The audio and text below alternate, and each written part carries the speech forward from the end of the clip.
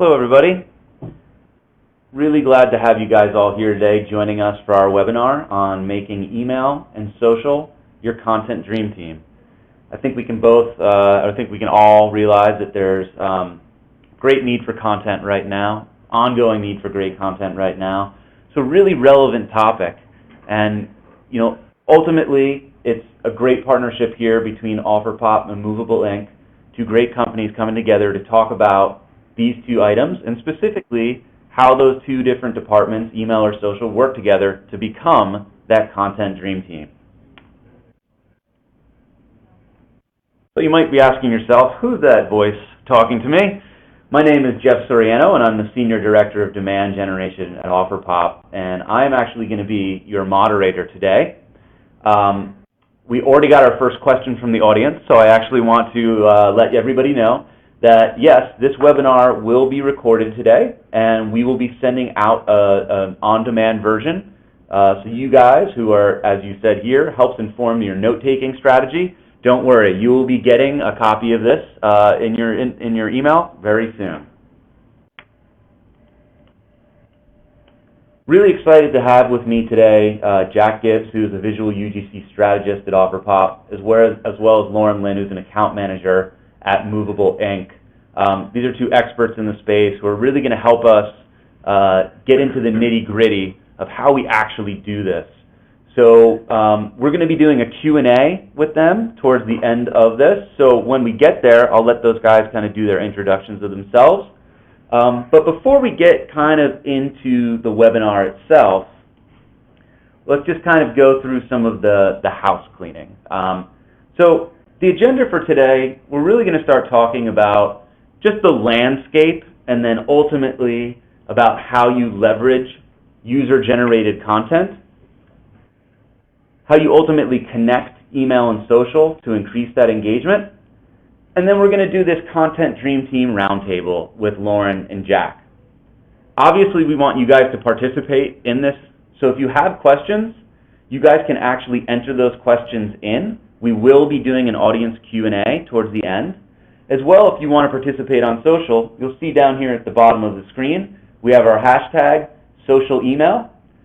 Please, guys, anytime you want, call out any of the great stuff you hear, ask us questions. We're really looking forward to making this the best possible webinar for you guys and providing the most valuable information.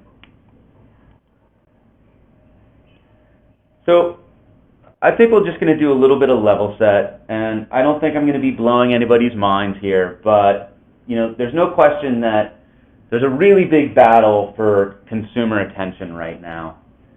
It's getting harder and harder for people to actually see the messages that you guys are creating. It's getting harder and harder to get visibility. The inbox is getting filled. The social feeds are moving so quickly. It's just, as a brand, you're creating really great stuff, but obtaining that visibility is a challenge. And it goes back to, you need to really focus on creating authentic, relevant, personalized campaigns that are focused on really great content, but it can't be a singular channel thing. It needs to be an omni-channel thing. And that's really, again, what we're going to focus today on in this webinar, is how you take the social and the email and the omni-channel aspect of that from both producing and delivering relevant content to how do you actually create it. So you guys are looking at this slide here. I think it's relevant to say, again, I don't think I'm blowing anybody's mind, but we're really looking at this and saying people are checking social 17 times a day, which actually, to me, even seems somewhat low, and people are spending 6.3 hours a day checking email. And when we dig into these stats a little bit, what's interesting is on the social side is a lot of people sit around and talk about things like millennial marketing and stuff like that, but the reality is the age demographic for the people who are checking their social this often ranges from 25 to 54. So your target audiences are really leveraging social. And when you think about the 6.3 hours a day spent checking email, that actually breaks down to a pretty even split of about 3 hours in work email and about 3 hours in personal email. And I think we're all guilty of checking our personal email during the day, right? So it goes back to, as a brand, how do you potentially prioritize this email that you're sending through to compete with that urgent work email that somebody also has to pay attention to? So it's clear. People really see value in these channels. They're spending a lot of time in there. So when you consider like how much time they're actually spending in these channels, it makes a lot of sense to actually integrate your efforts so they're really working together rather than competing. But the reality, again, is that even though people are spending so much time in these channels, there's a lot of clutter, there's a lot of junk. If you think about how much content is being created every day, it greatly outnumbers the actual hours you have time to consume it. So this is going back to you as marketers and saying, how do you create that fun, that fresh, that relevant, that personal content that ultimately drives people to want to spend time with you? So that leads us to the two challenges: creating compelling content, creating enough content. So looking at the first, how do you create compelling content? How do you actually get people to spend time with your brand? And then, how do you create enough fresh content? Again, I mentioned this a little bit earlier, but the shelf life of content is getting shorter and shorter. You're not seeing the same thing in your social feed over and over again. Well, maybe perhaps if it's an advertisement, maybe, but if you're thinking more about just like generally, you're not seeing that content over and over. When you think about these challenges, though, it raises a little bit of that chicken and the egg. So which of these challenges do you actually tackle first? Do you need to create a ton of content, or do you need to create a really compelling campaign? So this is what we're going to actually discuss, and this is how OfferPop and Movable Ink are going to talk about how these two channels work together to solve those challenges that we discussed and help you understand a little bit of the chicken and the egg dilemma. So we're going to give you guys a little bit of background on each of our companies and how we fit into this. So if you guys aren't familiar with OfferPop, or even if you are, we have a platform that is essentially built to provide marketers with the ability to create really awesome campaigns, fun campaigns, that ultimately get people really excited and inspired to participate. And the output of that is the content. It's the user-generated content. So to give you kind of a clear example of what I'm talking about and tell a good story here around it, I want us to look at a campaign that People magazine ran. I would say that most of us are pretty familiar with the Sexiest Man Alive edition. Unfortunately, I haven't made the cover yet, but I'm still working on it. But this is an area where they said to themselves, this is something that people are aware of, but we can do more. We can be reaching more people. And so rather than necessarily saying, okay, let's create a campaign and just push this product down our throats, they said, let's do something fun. So they actually decided to create a meme generator. And looking at the meme generator, they said, let's actually have people decide for themselves, like, what is the sexiest blank alive? So it's important for us to call something out here. And it's specifically that they're giving their audience a very specific action. And this goes back to how do you drive the quality of the content, but they're saying to somebody, we want you to do exactly this. It's a very clear direction. Next, what they're looking at is saying, like, here are some really good examples of what you can do. So, sexiest hubby alive, sexiest girlfriend, this is sexiest bulldog, right? These are all really fun things. It inspires people, gives them ideas.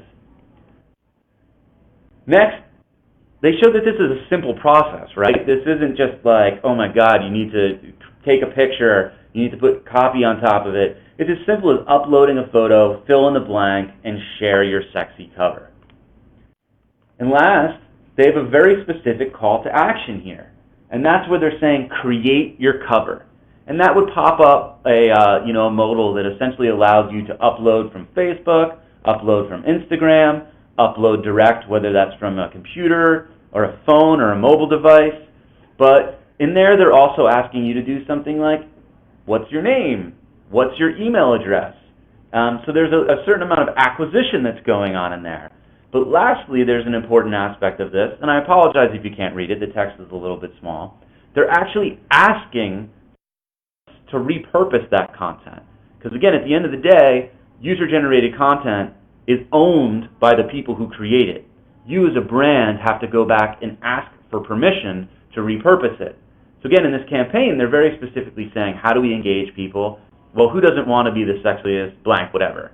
They gave very clear instructions, and then they ultimately put together a form that allowed them to get back the email acquisition as well as the rights to use the content.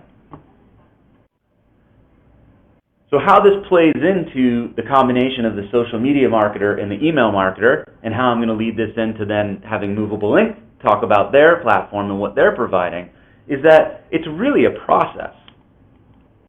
So it kind of starts with the idea that the social media marketer might put together a really great campaign that they push out. So again, the people example, where they're trying to get something. And that could be they're trying to get content, so the user-generated content. They're trying to get people to participate. They want to get people to spend time with their brand. They want awareness that the edition's out. They want to get emails for acquisition. They want to get customer data. And they want to get consent. Again, then with our platform, you curate that data, right? You get the rights management, you tag the content, so you can label the content, you identify the best content, and you approve the content, you moderate it, and then it gets to the ability to use it. So now the social marketer can put it back into some sponsored posts. They can use the data that they got to do, a lookalike buy or a custom audience. The same way that the email marketer can now take that content and put it into their emails. They can use the data that the social person had to segment their database. Who's actually spending time with this stuff? They can personalize the segment, and they can use the email from the acquisition program to actually engage those people more. And that's where the email marketer can then go back and do their own get. They can push that same campaign. So they can use that UGC. They can get more participation, time with the brand, awareness, get more customer data, and ultimately drive them more consent.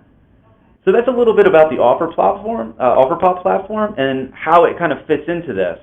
So what I'd like to do now is actually hand it over to Lauren to give you guys some background on the Movable Ink platform and how it plays into that process.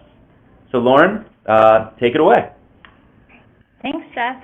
Hey everyone, happy St. Patrick's Day. Hope you're all wearing your green, and thank you so much for joining. I also wanted to mention that we're working on fixing the link to the Build a Better Newsletter ebook right now, and that should be up and running very soon. All right, so to give you a little bit of background on Movable Ink is a contextual experience engine that allows you to target users based on their context at the moment of open, and serve an experience in email that is hyper-personalized by implementing one dynamic snippet of code into your existing HTML.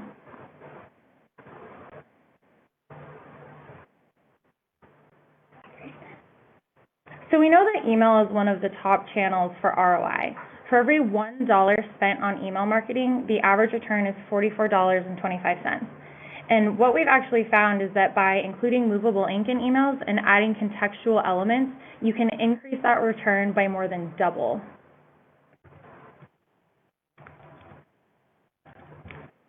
We've talked with a lot of our clients, and these are some of the main challenges that they face in the media, publishing, and entertainment vertical. Rising above the noise to make a real connection. So, users are constantly being bombarded with advertisements and promotions all day, every day. Their inboxes are overflowing, and they're hit with tons of social media messages from all sorts of platforms: Snapchat, Facebook, Twitter, Instagram, the list goes on. Another challenge that they face is creating personalized, relevant experiences and really being able to stand out in the inbox. And also consistently producing new compelling content without straining resources and time.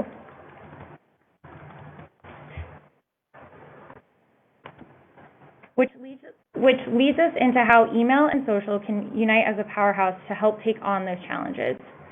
So combining email and social to increase the email's conversion power with real-time engaging elements of social media. This can also help you get more bang for your buck by combining these channels to get the most reach. Some email subscribers may not be followers yet, and vice versa. Also, pulling in user-generated content, social feeds to reduce production time and strain on resources while providing a visually compelling experience. And also using the power of email and social to reinforce an omni-channel presence for your brand. So the way users are consuming content is changing and will continue to change with the widespread of different social apps and that people use on a daily basis. So your email marketing strategy also needs to adapt to that and be inclusive while staying on brand. Great. We have a few examples for clients that we've worked on with integrating social and email, starting here with Nickelodeon. For the Kids' Choice Sports Awards, they wanted to drive urgency and lead users to watch the show. So you can see at the top, originally there was a countdown clock, and this was counting down to the start of the show. And then during the show, they swapped out the countdown clock with a different message to tell users what was coming up during the show. And then they also swapped out the content for after the show, which showed when users could come back to watch the show live. But what's great about this email is that you'll see that they're pulling in live content here, so pulling in tweets and also Instagram posts. So they're collecting this user-generated content, and they're able to showcase this in real time in their email.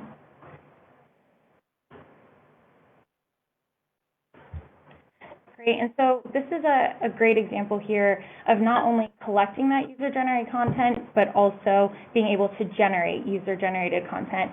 And this is from Ticketmaster. So for the Video Music Awards, they asked users to vote on different categories. So you have Best Female, Best Male, etc. And this is using our live polling functionality. So if I were to go click on Beyonce because she's my favorite, it would then deep link me into Twitter, where I would have a pre-populated text tweet where I could tweet out who I voted for. And within that deep link into Twitter, the hashtag they used actually went viral and was trending because of this email, which also led to reopens of the email and that 182% lift in open rate, which was fantastic for them. Something else that's great about this email is that they were able to collect information on what users voted for and then retarget them in the future. So if I voted for Nick Jonas, but it was Bruno Mars that won, they're able to follow up with a message accordingly.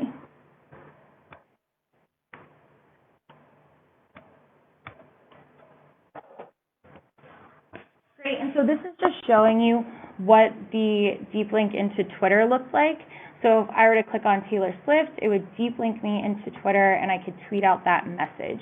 And something to mention here about deep linking, so if I'm on my mobile device, I'd be able to tap into the email and this would take me straight into Twitter where I could then tweet out the message. And if I was on desktop, it would prompt me to log into Twitter and then I'd be able to tweet out that message.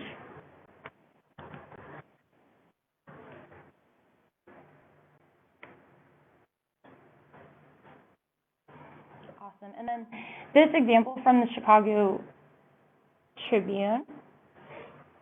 One second here. So we're pulling in the top 5 stories from their website.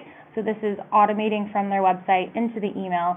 And they added this social component of being able to share out on Facebook, Twitter, and in email. And by doing so, they took out a layer of the users clicking on the article, going to the website, and then sharing. This provided for one-click sharing. So from this email, I could just tap on that Facebook button and share out to my audience on Facebook. And because of this, this led to a 200% lift in click-through rate. So these are some really great examples that we saw our clients using to help not only increase engagement, but also lead into that omni-channel presence and increase participation as well. Awesome, Lauren. That was super informative, and I think that it really showed how these worlds of social and email are coming together and working together ultimately.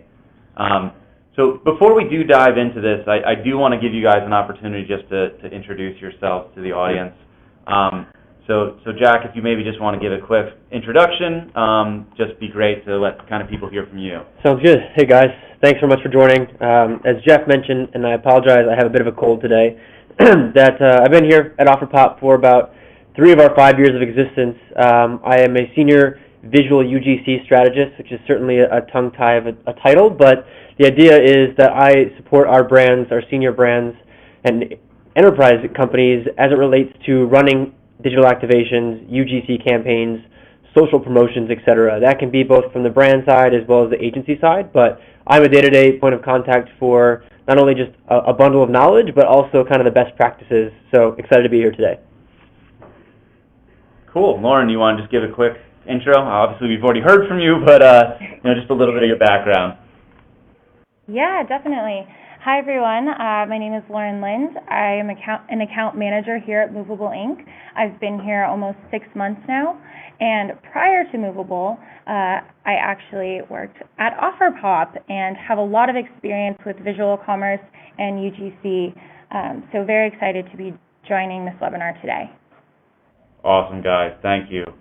So we're going to go into the Q&A here, and so Lauren, I'm actually going to start with you. Because I think this is kind of where you were kind of going with with everything you were talking about, but there's a reality today that there are a lot of departments and a lot of companies where things are siloed. So the social marketer, the email marketer, they might not be working that closely. From some of those examples that you gave, could you dive a little bit more into what are the actual benefits that these people get from each other's work? So the output of the social marketer, the output of the email marketer, what are the benefits of them actually working together?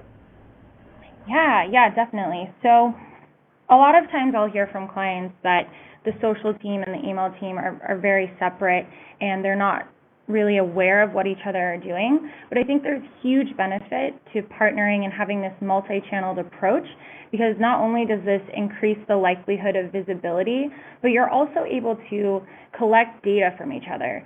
So maybe you have users who are following you on Instagram and Twitter, but they're not email subscribers yet, or vice versa. So you'd be able to use the data that you're collecting on both the email side and the social side to combine those together and then target those users based on who they're following or what their interests are, and really, craft this messaging that's consistent across all of your platforms. So that makes a lot of sense. There's obviously there's the idea, and we discussed it at the beginning, this is very omni-channel. So to dive in that a little bit even into it deeper, Jack, maybe you could talk a little bit about what are some of the retargeting things or the targeting things that people can do on the social side. What aspects are available to them? Yeah, I think there's, certainly every platform functions a bit differently. Facebook is a bit strange with the way they share user data, but the idea that if a consumer posts with a hashtag on Twitter or they upload a piece of asset, like in the people example, and we collect an email address, the more that they're continually interacting with the brand, the more data we're actually driving on that user. So you might have a John Smith with an email address and a social profile and an affinity for Nick Jonas. You can get all that type of information. The more info you collect, the better retargeting it gives you, but it may be a matter of, we have a lot of CPG clients and cosmetics specifically that do stuff just for New York Fashion Week. They might want to go across their entire social and email audience and say, all right, New York Fashion Week's coming up. Who are all the females 20 to 40 years of age that are focused on specifically Unilever brands in the tri-state area? And be able to pull that data and use that as a remarketing strategy is highly effective when you pulled them in from social initially. That makes a lot of sense. And so when we then go and talk about what you guys are getting from each other, Lauren, a lot of what you guys have on the dynamic content side, is this ultimately providing that marketer, the ability to not only segment but deliver them more personalized messages because the content might be more tailored to them? Yes, definitely, exactly. So once we're starting to collect this information, you're able to target those users on an ongoing basis. So this is bigger than one-off campaigns when you think about programs that can really help you create this process and allow you to continually collect content and then use that content to target users. So when they're opening their emails, they're seeing content that's relevant to them. And then on the social side, maybe you're collecting this user-generated content, and you can then repurpose that within the email and maybe in ads or also on your website. So in some of the ways that we've seen clients do this is collecting user-generated content and using that in their welcome series, or using that in their initial messaging to make users aware of their social feeds, and being able to show that UGC in real time. That's actually a really good point, right? So when you go back and think about it, you're getting all these additional assets. I mean, I think us marketers, unfortunately, would agree that we're all feeling somewhat strapped for resources, whether it's from a budget perspective or a headcount perspective, and we need to create more and more content, right? Like, it's not like that's going away anytime soon. You guys just talked about the idea of repurposing these assets. Jack, what kind of campaigns potentially should someone actually be running to get more of the assets that they can actually repurpose? Yeah, it's a good question. I think, I'm certainly there's people on the phone today that are strapped for resources in ways that maybe you guys aren't even, that they might be an email marketer and a social media manager and a creative designer all in the same role. And that's certainly something where you have to start prioritizing. And I think the idea of this strategy that Lauren's discussing, that you kind of walked through in that get-curate flow, is if you can run a contest or promotion or a meme generator, those that often include user-generated content submissions as the main call to action. You think of, submit your best pet photo contest. Babies, of course, always perform well, but even just simple tweet, caption this ridiculous photo, those type of fun interactive experiences create a nice loop of constantly flowing in content that you guys get to repurpose, and being able to have a library of different applications or templates to use all the time is super valuable to turn on in a matter of just an afternoon. So if we take that and we think about the handoff, right, from OfferPop into Movable Ink, Lauren was talking about all these different assets. Someone might go, oh, but that's for social. Like, when you guys see the content coming out of social and you're putting it into your email programs, and you talked a little bit about this, like, are you generally seeing that content is not really just for social? It's very applicable in the email channel as well? Yes, definitely. So, and like I mentioned before, this is especially prominent in a ton of welcome series emails to show users who have already engaged with your brand, to help with that initial process of welcoming users, initially with your brand, to show people who have already interacted and are already loyal to your brand.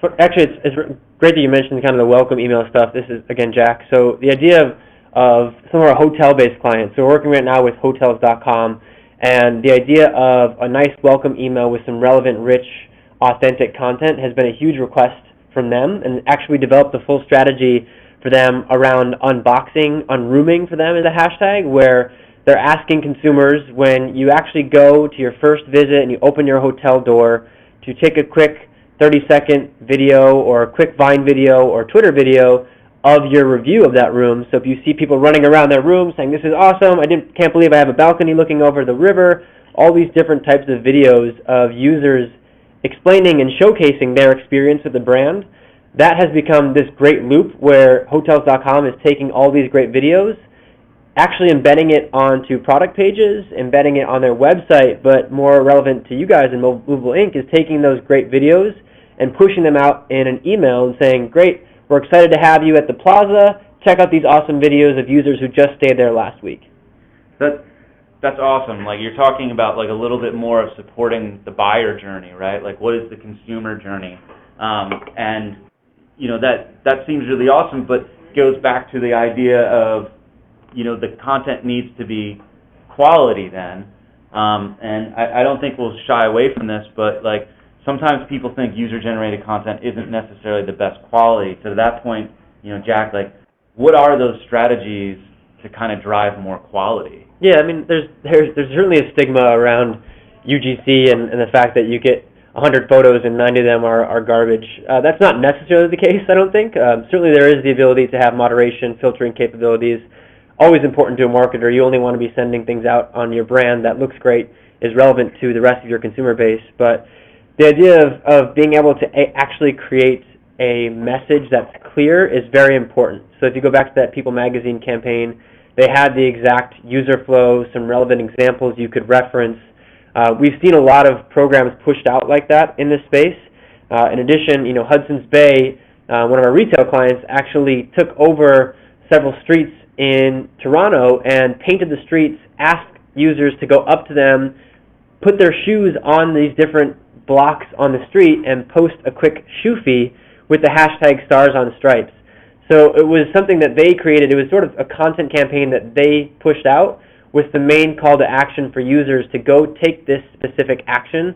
The same way a brand like Doritos has their new spicy roulette chips, asking users to post with the hashtag burn selfie, where it's a very clear call to action. You can't always lead with exactly what you want. You have to certainly leave up some open-ended room for creative freedom, just like a meme generator for People magazine. But being able to kind of have this underlying idea of a very clear direction when you have that initial push is going to net you the most quality content instead of just tell us why you love our brand. That makes a lot of sense, that people do need some sort of direction. When you think about the idea of what on-brand is for you, you have to go back and say to yourself, okay, this might not be like a photo shoot that we just did, but what we expect from the UGC is X, so I need to tell people what to do. So this goes back to the great debate for every marketer out there. There's quality versus quantity, and it's something that we battle all the time. And how do you get a ton of quality? How do you get a lot of quantity? So when building out kind of like a brand strategy or a content strategy that keep people engaged, and Lauren, are there any ways that you can really focus on the quantity of content that you would be able to talk a little bit about? Yeah, definitely. So what I've seen when it comes to integrating social and email, when users are asked to submit a photo with a specific hashtag, a lot of the time when users are submitting to these contests, the quality is going to be, depending on how the messaging is phrased, the quality is going to be better than what you would expect. And while these are being pulled into maybe some galleries that OfferPop hosts, I think the beauty of using OfferPop is that you're able to go through and reject or accept certain pieces of content, which helps not only with the quantity but with the quality. So you're able to approve that content, and this really helps with the email marketers' role of not having to worry about, okay, do I want to use this content? Am I able to use this hashtag, or is this going to pull in some content that I don't want to be showing in my email? So the beauty of that is being able to work with OfferPop and already have that content curated and really ups the quality. So when you're pulling in that content into your email, it's already curated and ready to go for you. I think you also point out a good piece around the specific type of content. You want to think about the long game as a marketer as well. Instead of just, there's one campaign we're launching right now, being able to, let's say, ingest a ton of UGC, whether it's photos, videos, or tweets, and start tagging it and securing the authority to repurpose it. You might not repurpose it right away. You might repurpose it a few months later. You might repurpose it a few days later, or even a year later. Being able to just have a constant library of pre-approved assets. Instead of having to go on Giphy or go on to a different website and purchase those photos, you can just go into your bank of pre-approved, rights-managed UGC assets and pull those in whenever you need them. Makes a lot of sense, right? Because we're talking, again, we were talking about before, like the idea of resources and, do you have a designer? No, I don't, or when I need to get things approved. And so there's almost the aspect of sometimes you're running these campaigns and you're getting this content, and it's not about the short term, it's about the long term. Makes a ton of sense. So I want to kind of bring back a little bit of our chicken and the egg that we talked about before, and so now it goes back to this idea of having the great content or creating the great campaign. There are really big challenges that exist around gaining visibility for your programs. Again, it's just a reality that there's more content being created daily than people have time to digest. Lauren, maybe you could give us some good tips on how Movable Ink works with customers to actually drive more eyeballs on the messages. Like, how are they getting people to prioritize spending time with those messages? Yeah, definitely. So I think a perfect example of this was the Ticketmaster campaign that we showed you, which, using relevant, authentic, and personal content, they were able to target users and have them vote specifically, and then retarget them, showing them that, hey, we know who you voted for, and we're following up with you in this email to tell you who actually won, or provide you with some sort of coupon or anything like that in the future. So I think by keeping that message relevant and authentic, you're then able to repurpose in the future. And also, I think this comes full circle with the Ticketmaster example, because not only were users going in to vote on the live poll, but then again, that hashtag was trending, which then loops into social, and it just really was beautiful and became full circle. So I think something that email and social can do together is use the information that they're collecting and then target them on social and in email, and really work together to drive those programs. Makes a lot of sense. I mean, the ability to leverage custom audiences and lookalike audiences, and again targeting specific people. If the message isn't relevant, if it's not aligned with something that they did, they're significantly less likely to pay attention to it. But if it's something they did, and you're targeting them with something that's very relevant, it's going to drive the eyeballs, it's going to drive the engagement, and it goes beyond a single touch. Which I think is a big obstacle for a lot of us today, is loyalty and advocacy is very difficult. So if you think about that perspective of it, Jack, from an eyeballs perspective, a lot of people think about social as an awareness top of funnel. Like, how does that play into maybe some of the more deeper in the customer journey around advocacy or even loyalty? Yeah, it's a good question. I think there's a few ways to tie to that. The ability to actually tie UGC to a purchase funnel and tie UGC to products is one very easy way to get a consumer quicker down that funnel, ultimately to a point of conversion. But when you're thinking of loyalty and those constant eyeballs, or even advocacy, even a simple thing like a contest where it's submit your XYZ video for a chance to win a trip to New York City. That might be the initial phase one. Phase two might be, all right, we've nailed down to our 4 or 5 finalists. That allows those 4 or 5 people to have a high level of affinity with the brand, feel very touched and connected to the brand, as well as the audience realizes that they're holding these users at a higher level, and allows them to vote maybe on that final round. Ultimately, one winner gets to be selected. We've all seen the idea of the Bud Light celebration, where there's a party for this one specific person. They're surprised. They have this great connection with the brand. You focus the consumer the entire time on the front end of it. Meanwhile, you have these 2-3 rounds of a social and digital campaign that is your constant touches back via email. And that's kind of what Lauren was talking about with being able to tell them who voted, or we noticed you voted on XYZ, and just having very, very personalized content and very personalized campaigns is important to getting that high level of affinity or loyalty. Awesome. So I want to be conscious of time, and we have had some audience questions come in. So one of the first questions we got, and I think it ties back to a lot of what we were just talking about, the targeting and all of these different aspects of it, there was a question about, what about data privacy? Are there any legal concerns that users' social data is used commercially? Jack, do you want to I can certainly feel that from our side. So a lot of the programs that we run are very much awareness acquisition programs to get information, to get email addresses, so the email marketer can actually push out to those users and get them interested in the brand.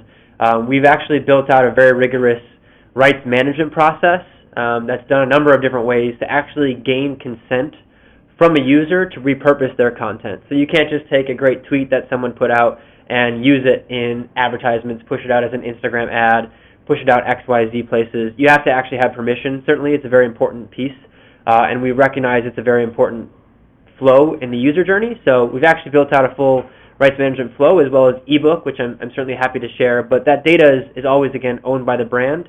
It's their ability to take those IDs and drill them down into specific audiences and segments to repurpose or re-advertise to. So that's interesting, because you start to talk about things like third-party data, first-party data. So third-party data, obviously like a Facebook lookalike buy or something like that, where it's Facebook's data.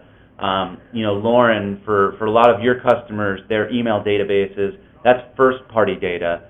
And any concerns there on how we're using that data? So again, you move somebody through the journey from a social campaign, you acquire their email, then you actually do an email program.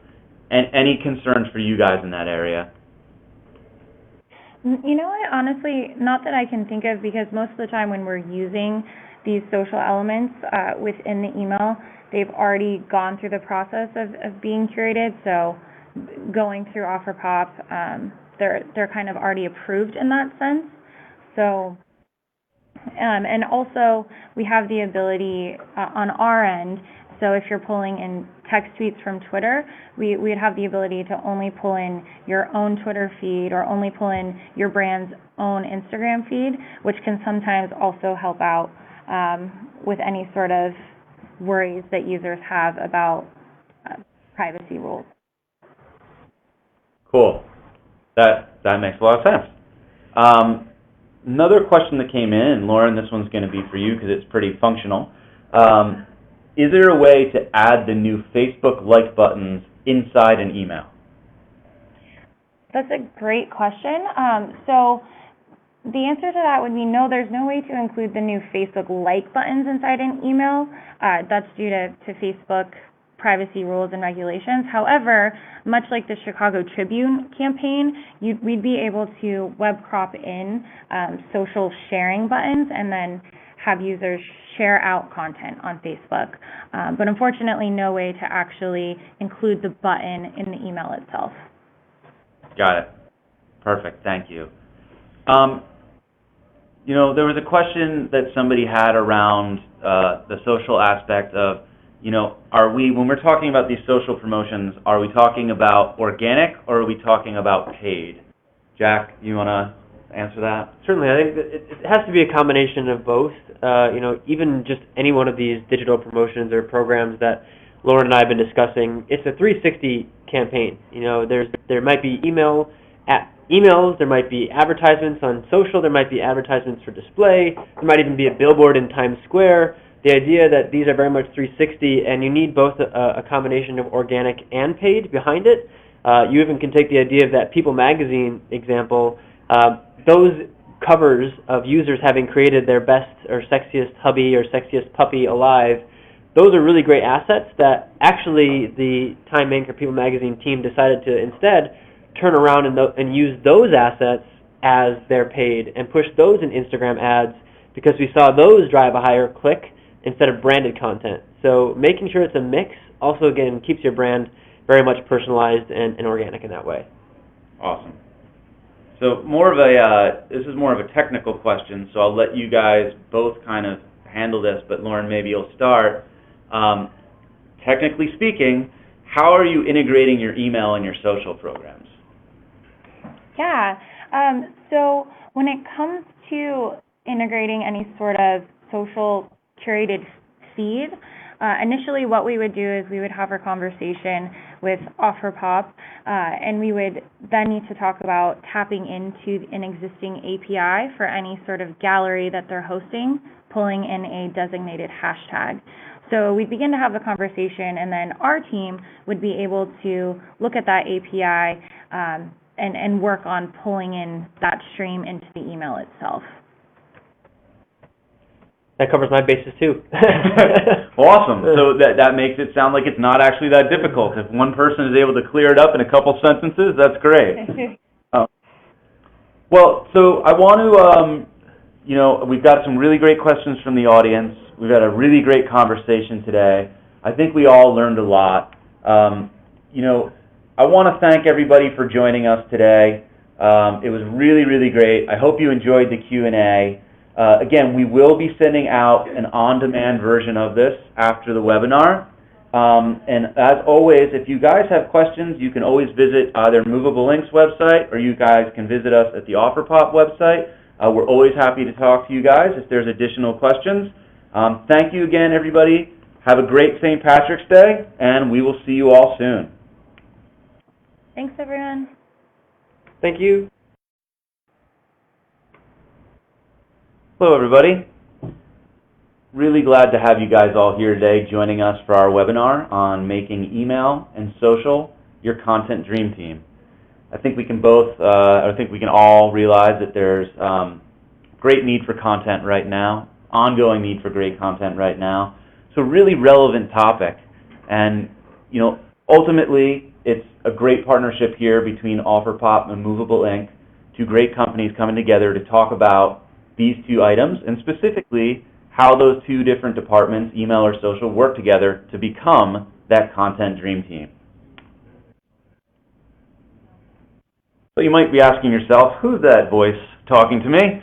My name is Jeff Soriano, and I'm the Senior Director of Demand Generation at OfferPop, and I'm actually going to be your moderator today.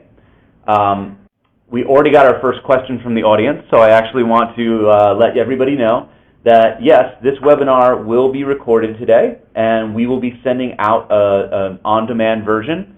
So you guys who are, as you said here, helps inform your note-taking strategy. Don't worry, you will be getting a copy of this in your email very soon.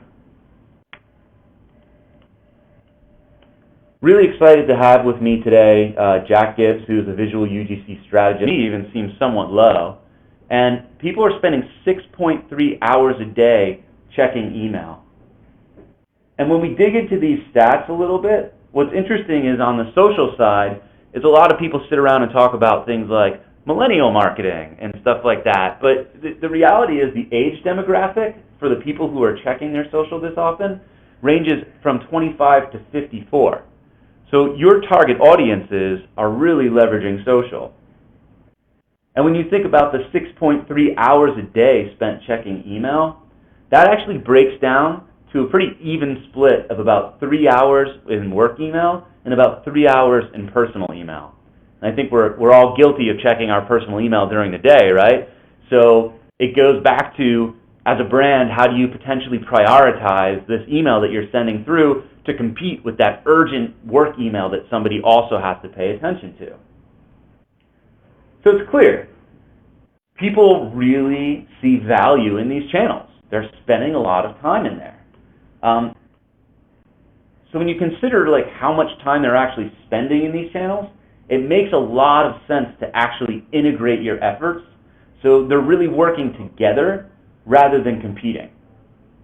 But the reality, again, is that even though people are spending so much time at OfferPop, as well as Lauren Lynn, who's an account manager at Movable Ink, these are two experts in the space who are really going to help us get into the nitty-gritty of how we actually do this. So we're going to be doing a Q&A with them towards the end of this. So when we get there, I'll let those guys kind of do their introductions of themselves. But before we get kind of into the webinar itself, let's just kind of go through some of the house cleaning. So the agenda for today, we're really going to start talking about just the landscape and then ultimately about how you leverage user-generated content, how you ultimately connect email and social to increase that engagement, and then we're going to do this Content Dream Team Roundtable with Lauren and Jack. Obviously, we want you guys to participate in this, so if you have questions, you guys can actually enter those questions in. We will be doing an audience Q&A towards the end. As well, if you want to participate on social, you'll see down here at the bottom of the screen, we have our hashtag social email. Please, guys, anytime you want, call out any of the great stuff you hear, ask us questions. We're really looking forward to making this the best possible webinar for you guys and providing the most valuable information. In these channels, there's a lot of clutter, there's a lot of junk. If you think about how much content is being created every day, it greatly outnumbers the actual hours you have time to consume it. So this is going back to you as marketers and saying, how do you create that fun, that fresh, that relevant, that personal content that ultimately drives people to want to spend time with you? So that leads us to the two challenges: creating compelling content, creating enough content. So looking at the first, how do you create compelling content? How do you actually get people to spend time with your brand?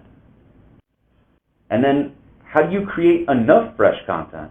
Again, I mentioned this a little bit earlier, but the shelf life of content is getting shorter and shorter. You're not seeing the same thing in your social feed over and over again. Well, maybe perhaps if it's an advertisement maybe, but if you're thinking more about just like generally, you're not seeing that content over and over. When you think about these challenges, though, it raises a little bit of that chicken and the egg. So which of these challenges do you actually tackle first? Do you need to create a ton of content? So I think we're just going to do a little bit of level set, and I don't think I'm going to be blowing anybody's minds here, but there's no question that there's a really big battle for consumer attention right now. It's getting harder and harder for people to actually see the messages that you guys are creating. It's getting harder and harder to get visibility. The inbox is getting filled. The social feeds are moving so quickly. It's just, as a brand, you're creating really great stuff, but obtaining that visibility is a challenge. And it goes back to, you need to really focus on creating authentic, relevant, personalized campaigns that are focused on really great content, but it can't be a singular channel thing. It needs to be an omni-channel thing. And that's really, again, what we're going to focus today on in this webinar, is how you take the social and the email and the omni-channel aspect of that, from both producing and delivering relevant content to how do you actually create it. So you guys are looking at this slide here. I think it's relevant to say, again, I don't think I'm blowing anybody's mind, but we're really looking at this and saying people are checking social 17 times a day, which is actually, to